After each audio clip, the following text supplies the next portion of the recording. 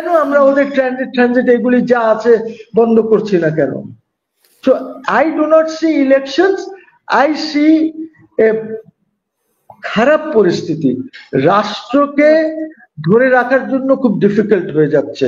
যদি আমরা অ্যাক্টিভলি জনগণকে যদি আমরা কনফিডেন্সে না নেই তাহলে মুশকিল হয়ে যাবে। সাক্ষীদেরকেই তো, যারা উইটনেস তাদেরকেই তো হুমকি দেওয়া হচ্ছে। I'm not on that, I'm only on one point, দেখাইতে পারি, ভিডিও দেখাইতে পারি যে বাসার সামনে। Exactly, I'm on one point, যে FIR যদি লজ হয় তাহলে ওই FIR anybody can lodge, আর কোনো চেঞ্জ আসলো না।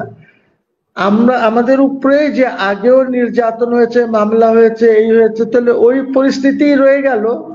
তাহলে কি এক্সপেক্ট করবো আমরা ইন্টারিম গভর্নমেন্টের কাছে? আমি তো বলি এখনই এটা আনকনস্টিটিউশনাল, বিকজ ওরা তো কনস্টিটিউশনের উপরে শপথ নিয়েছে। কনস্টিটিউশনে কোথায় বলা আছে ইন্টারিম গভর্নমেন্টের কথা? অ্যাপেলেট ডিভিশনের সাথে একটা রাষ্ট্রের সাথে ফ্রড করেছে তারা। ওই যে বলছে 106 প্রেসিডেন্ট রেফারেন্স পাঠিয়েছে, where is the reference? Let us see the reference. দেখায় না কেন? Where is the appellate divisions opinion? দেখায় না কেন? ওইখানে রেকর্ডে নাই কেন? আমি তো চেয়েছি রেজিস্ট্রার জেনারেলের কাছে, there is nothing, it's all bogus। এটা ওরকমই যেরকম বলছে যে শেখ হাসিনা রিজাইন করেছে। আরে শেখ হাসিনার রেজিগনেশন লাগবে কেন? শেখ হাসিনা তো একটি বিপ্লবে পালিয়ে গেছে তার পুরা গভর্নমেন্ট নিয়ে। That government has fallen, we don't need her resignation. তো এই রেজিগনেশনের কথাবার্তায় যে শুরু হয়েছে ঢাকার থেকে, এইটা এখন দিল্লি পর্যন্ত চলে গেছে। আমি খুবই ওয়ারিড আমাদের রাষ্ট্রকে নিয়ে, বিকজ আমরা যেরকম কথা বলি এরকম তারাও কিন্তু তাদের প্ল্যানিং এ আছে, পার্মানেন্ট প্ল্যানিং তারা করছে। তাদেরও প্ল্যান আছে যে আমরা কি রংপুর নিতে পারি কিনা, নিলে কিভাবে নেব, তাহলে আমার 7 সিস্টার্সটা পুরাটা হয়ে যাবে এবং আমরা রাস্তা পেয়ে যাব। ওরাও তো প্ল্যানিং করছে, ওদেরও তো একটা আর্মি স্ট্রেংথ আছে। আপনার আর্মির কত স্ট্রেংথ আছে we don't know, brigadier Nasir knows. কিন্তু প্রশ্ন হচ্ছে যে আমরা we can't take this things lightly. এটা লাইটলি নেওয়ার জিনিস না, আমাদেরকে নিজেই এই প্ল্যানিং গুলি করতে হবে যে এরকম কোনো যদি সম্ভাবনা হয় তাহলে আমরা কিভাবে আটকাবো। আজ পর্যন্ত কি আমরা অফিসিয়ালি ওদের ট্রানজিট বন্ধ করেছি? রেল চলাচল আমরা কি বন্ধ করেছি? বাস চলাচল আমরা কি আমাদের এখান থেকে যে ওদের রেলগাড়ি যাবে যে মাল টাল নিয়ে বন্ধ করেছি? অফিসিয়ালি করি নাই। ওরা হয়তো ভয়ে আসছে না, ওরা নিজেরাই বন্ধ করে রেখেছে এই মুহূর্তে। বাট আমরা কি করেছি? ওরা তো ট্রান্সশিপমেন্ট বন্ধ করলো এবং ব্যাখ্যাও দিল যে কেন। ইউ হ্যাভ টু আন্ডারস্ট্যান্ড, ট্রান্সশিপমেন্টটা যেটা ছিল, ট্রান্সশিপমেন্ট ছিল 3টা এয়ারপোর্টস এবং 2 সি পোর্টস। তিনটা এয়ারপোর্ট দিয়ে আমরা ট্রান্সশিপমেন্ট করতে পারতাম। সেটা মেইনলি ফর গার্মেন্টস ছিল, গার্মেন্টস এর জন্য। একটা ছিল কলকাতা, একটা ছিল দিল্লি, একটা ছিল ব্যাঙ্গালোর। আর পোর্ট যেটা ছিল, একটা ছিল কলকাতা, আরেকটা পোর্ট ছিল। এইখান থেকে তারা বলেছে যে ট্রান্সশিপমেন্ট আমরা আর হতে দেব না, বন্ধ করে দিয়েছে। অ্যাটলিস্ট আপাতত বন্ধ আছে transshipment.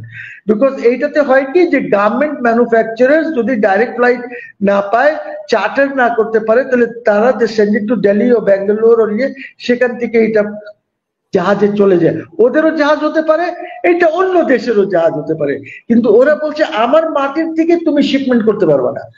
This is what they have closed. কিন্তু আমি তো অফিসিয়ালি কিছুই করি নাই, কেন আমরা ওদের ট্রানজিট এগুলি যা আছে বন্ধ করছি না কেন? So I do not see elections, I see a খারাপ পরিস্থিতি, রাষ্ট্রকে ধরে রাখার জন্য খুব ডিফিকাল্ট হয়ে যাচ্ছে।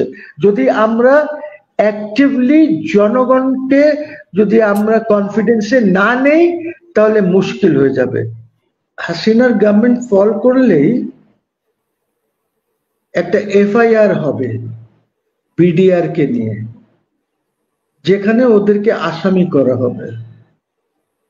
এই তদন্ত কমিশন দিস দ্যাট তো পরে, আমি জানি না নাসির ভাই কোনো FIR আছে হাসিনার এগেইনস্টে বিডিআর এর ব্যাপারে? এটা সিভিল কোর্টে হয় নাই, বাট আমি যেটা ইয়েতে কদিন আগেও আমি ইন্টারন্যাশনাল ট্রাইব্যুনাল যেটা ওইটাতে কেস ফাইল হয়েছে, বাট সেটা প্রথম গুম খুন এবং জুলাই হত্যা নিয়ে যেহেতু তারা ডিল করতেছে, এটা একটা সিরিয়ালে পড়ে গিয়েছে এবং এটার কারণে এটাকে স্লো করে দিয়ে প্রথম এটা হচ্ছে যে একটা টু প্রং, সরি আপনার টাইমটা নিচ্ছি আমি, এটা একটা দুই ধরনের ইয়ে চলতেছে। প্রথমে ট্রাইব্যুনালকে কাজ করতে দেওয়া হচ্ছে না, আসামিকে দেওয়া হচ্ছে না, বিচারে তদন্তে সহযোগিতা করা হচ্ছে না, তারপরে কমিশনকে বলা হচ্ছে যে কমিশন কোটি কোটি টাকা খেয়ে বিচার করছে না, এই দেখেন কোনো বিচার নাই, আমরা তাড়াতাড়ি ইলেকশন দেন, আমরা গণতান্ত্রিক সরকারে। না, আমি যেটা বলছি নর্মাল কোর্টে একটা এফআইআর, ওইখানে আইসিটি তে যেটা হচ্ছে যে আপনি গিয়ে কমপ্লেন ফাইল করছেন, I am not on that. আমার হচ্ছে ফার্স্ট ইনফরমেশন, সেটাই এক্স্যাক্টলি। আমি তো মনে করেছিলাম দ্যাট এইটা যেদিন হাসিনা ফল করবে তার এক সপ্তাহের মধ্যে একটি এফআইআর হবে। কার বিরুদ্ধে? এই যে সরকার, মহসিন ভাই, যেটা হোম মিনিস্ট্রি যেটা বলছে সেটা হচ্ছে যে অলরেডি একটা তদন্তে আবুল কাহার আকান্দের তদন্তের পরিপ্রেক্ষিতে, ক্রিমিনাল ইনভেস্টিগেশনের পরিপ্রেক্ষিতে অলরেডি বিচার হয়ে গেছে। ইভেন কমিশনকে ওইটার উপরে রেস্ট্রিকশন দেওয়া হয়েছে, তাদের টার্মস অফ রেফারেন্সে বলা আছে যে যাদের বিচার হয়ে গেছে তাদেরকে আর নাড়াচাড়া করা যাবে না, ওই বিচারে হস্তক্ষেপ করা যাবে না। Again I am not on that point. আমি বলছি এফআইআর, এ ধরেন নানক আছে, তাপস আছে, এই যে যারা প্লেয়ার্স ছিল সেদিন, যাদের উপরে আমাদের সন্দেহ আছে, শেখ সেলিম আছে বা এরা আছে, এদের বিরুদ্ধে একটা দেখেন এফআইআর সিআরপিসি তে তার একটা আলাদা ভ্যালু আছে ক্রিমিনাল প্রসিডিওর কোডে। সেটা যদি হয়, এইটা যখনই হোক এফআইআর হলে ওইটার একটা তদন্ত করাতেই হবে, ঠিক আছে? এই কমিশন তো কমিশন ব্যক্তিকে করতে হবে, মহসিন ভাই, ব্যক্তিকে করতে হবে, কিন্তু কে করবে? আনফরচুনেটলি শহীদ পরিবারকে যে কোনো ভাবেই হোক তাদের একেবারে মুখ বন্ধ করে ঘরের ভিতরে ঢুকিয়ে দেওয়া হয়েছে। স্যার, ফার্স্ট ইনফরমেশন রিপোর্ট যেটা আছে, this information can be given by anybody can go and file an FIR, ঠিক আছে? আমি এক্সপেক্ট করেছিলাম, আমার আশা সেটা ছিল। এই আইসিটি এইগুলি দিয়ে তো যারা ওইখানে ছিল বা কাছে ধারে ছিল তাদেরকে তো বিভিন্ন ভাবে না, এটা তো এখন হিস্টোরিক্যাল ফ্যাক্ট হয়ে গেছে। উনি বলছে যে ওনাকে বেশ হুমকি ধুমকিও দেওয়া হচ্ছে, ওনাকে এক ঘরে সাক্ষীদেরকেই তো, যারা উইটনেস তাদেরকেই তো হুমকি দেওয়া হচ্ছে। I am not on that, I am only on one point. দেখাইতে পারি, ভিডিও দেখাইতে পারি যে বাসার সামনে। Exactly, I am on one point যে এফআইআর যদি লজ হয় তাহলে ওই FIR anybody can lodge, number one. Number two যেটা হচ্ছে দ্যাট এনিবডি কুড বি, ওই যে আপনাদের প্রোগ্রামে এক মেজর সাহেবের ওয়াইফ আসে না, everybody is thinking that somebody else will do the job, এটাই হয়ে গেছে problem. Let us do it. করার প্রাথমিক দায়িত্ব ছিল শহীদ পরিবার, তাদেরকে নিউট্রালাইজ করে ফেলছে successfully. Let us do it, we are not neutralised. at least আমরা যেটা হাইকোর্টে একটা কেস যেটা তদন্ত চাচ্ছিল, ওটাও তো একটা মানে একটা ফিকটিশিয়াস ছিল। আমি শুধু এফআইআর এর কথা বলছি, এফআইআর এর significance. Lawyer can best do it, আপনি যদি আগান, we will always be with you, but anybody can do it. ওনাকে তো হুমকি ধুমকির মধ্যে রেখেছে, উনি তো আর না, উনি তো অনেক কথা বলছেন, তো আমরা তো অনেক প্রোগ্রামে পাই, বিভিন্ন ভাবে হেনস্থার শিকারও হচ্ছেন।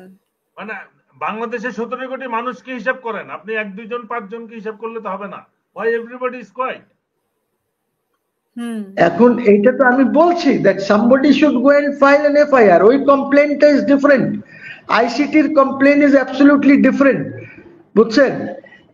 এখন আমি হতে পারে জি, কোর্ট নিজের তরফ থেকে কি এরকম মামলা করতে পারে সরকারকে? না, যদি only possibilities যদি FIR না নেয় পুলিশ, যদি না নেয় তাহলে you can go and file a complaint case ম্যাজিস্ট্রেটের এইখানে, ওই কমপ্লেন্ট কেস ম্যাজিস্ট্রেট পাঠিয়ে দিবে, বাংলাদেশে এই ধরনের FIR করার জন্য পাঠিয়ে দেবে। মানে একটা ল্যাবরেটরিতে তৈরি একটা রোবট লাগবে। এটা মানুষের মনে হয় ওই সাহস তারা হারিয়ে ফেলছে। অগাস্ট, সেপ্টেম্বর, অক্টোবর ছিল, it will remain there, it will remain there. এখন সব চেঞ্জ, আবার মানে আগে সিস্টেমে চলে গেছে। এনিওয়ে সো আমি যেটা বলছি এটা গেল still talk but you can't act করতে গেলে আপনাকে কিন্তু একটা এর মধ্যে ঝামেলার মধ্যে পড়তে হচ্ছে কোনো না কোনো ভাবে। হতে পারে তাহলে তো আর কোনো চেঞ্জ আসলো না। আমাদের উপরে যে আগেও নির্যাতন হয়েছে, মামলা হয়েছে, এই হয়েছে, তাহলে ওই পরিস্থিতি রয়ে গেল। তাহলে কি এক্সপেক্ট করব আমরা ইন্টারিম গভর্নমেন্টের কাছে? That is watt. এই কারণেই আমি এই কথাটা বলছিলাম।